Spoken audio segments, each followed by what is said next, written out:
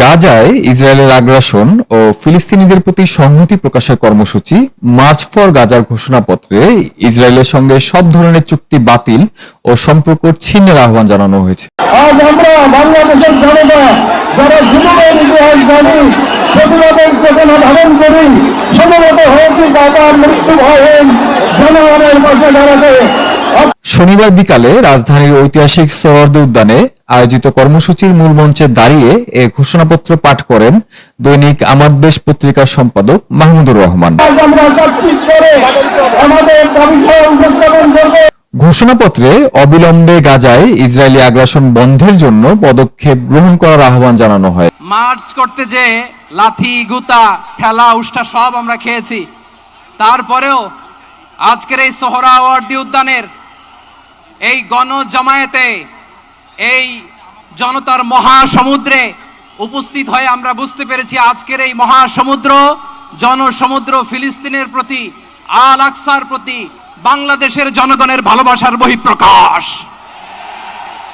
ভৌগোলিকভাবে আমরা ফিলিস্তিন থেকে অনেক দূরে হতে পারি, কিন্তু আজকের এই জনসমুদ্র প্রমাণ করে আমাদের এক একজনের হৃদয়ে বুকের ভেতরে বাস করে এক একটা ফিলিস্তিন, আমাদের হৃদয়ে বাস করছে এক একটা গাজা, আমাদের হৃদয়ে বাস করে এক একটা আল কুদস। চিৎকার করে বলুন ঠিক কিনা?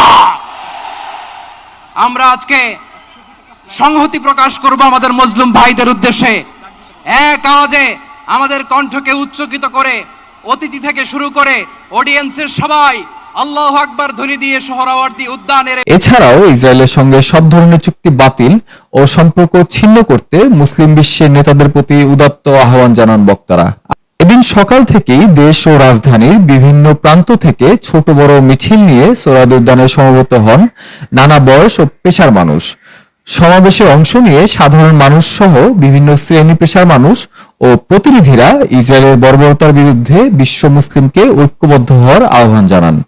মার্চ ফর গাজা কর্মসূচিতে একত্রিত হয়েছে বিএনপি, জামাত ইসলামী, এমপিসি সহ বিভিন্ন রাজনৈতিক দলের নেতাকর্মী, শিল্পী, কবি এবং সামাজিক যোগাযোগ মাধ্যমের পরিচিত মুখরা।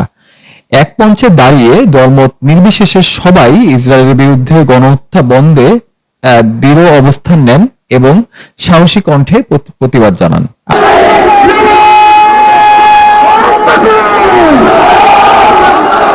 জাকারিয়া শিপন, এনডিপি, ঢাকা।